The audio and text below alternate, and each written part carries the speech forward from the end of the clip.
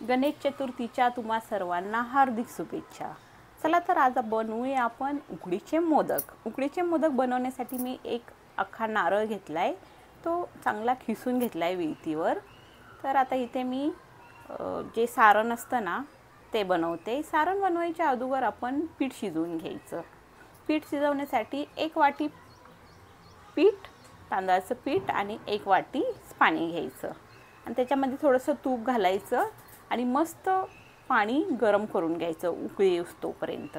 आणि इथे मी मोदक बनवत होती आणि किंजूचे पप्पा माझ्यासाठी गजरा घेऊन आले आणि माझा हात खराब होता म्हणून मी म्हटलं लावून द्या तेवढा माझ्या डोक्यात, आणि त्यांनी छान असा माझ्या डोक्यात गजरा लावून दिला।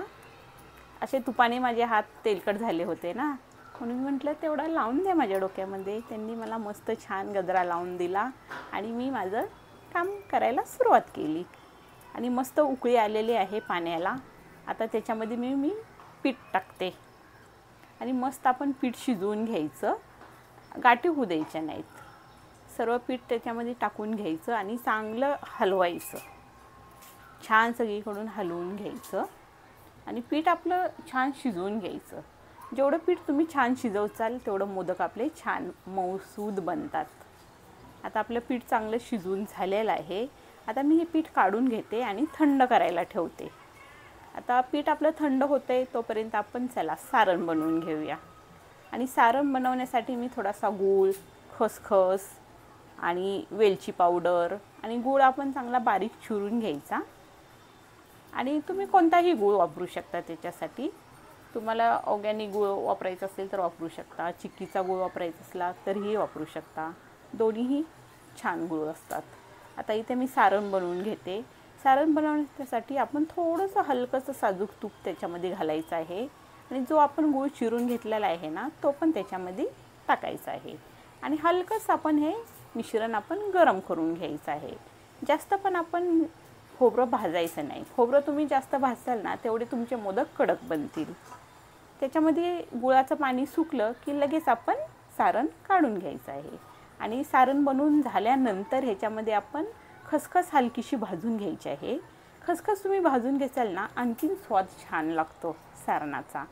आणि नंतर त्याच्यावरती थोडंसं साजूक तूप घालून चांगलं पीठ मळून घ्यायचं आहे। आता इथे बघा मी पीठ छान मळून घेत आहे। जेवढं पीठ तुम्ही मऊसूद मळसाल ना तेवढे तुमचे मोदक छान मऊ बनणार आहेत। आणि मोदक ठेवण्यासाठी आपण हलकंसं चाळणीलाही साजूक तूप लावून घ्यायचं आहे आणि साच्याला पण तूप लावून घ्यायचं आहे आणि एक गोळा करून घ्यायचा आहे आणि आपण छान असा त्या साच्यामध्ये भरायचा आहे। सगळीकडून असा छान भरून घ्यायचा आणि त्याच्यामध्ये सारण टाकायचं। सारण टाकल्यानंतर चांगलं आपण प्रेस करायचं पीठ, नाहीतर आपला मोदक छान बनणार नाही।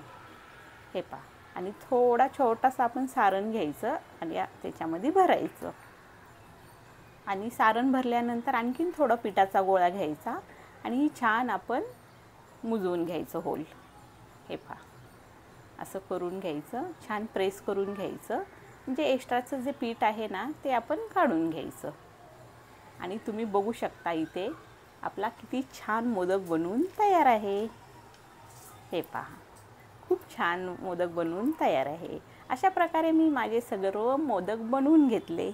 तुम्ही पण अशा प्रकारे सगळे मोदक बनवा आणि बाप्पाला नैवेद्य दाखवा। चला तर आता हे मी शिजवण्याला ठेवते आणि शिजवण्यासाठी पहिलंच पाणी गरम करून घ्यायचं आहे। अगदी 10 मिनिटच आपण वाफ काढून घ्यायची आहे मोदकची, जास्त आपण शिजवून घ्यायचं नाही। 10 मिनिटं खूप झाले।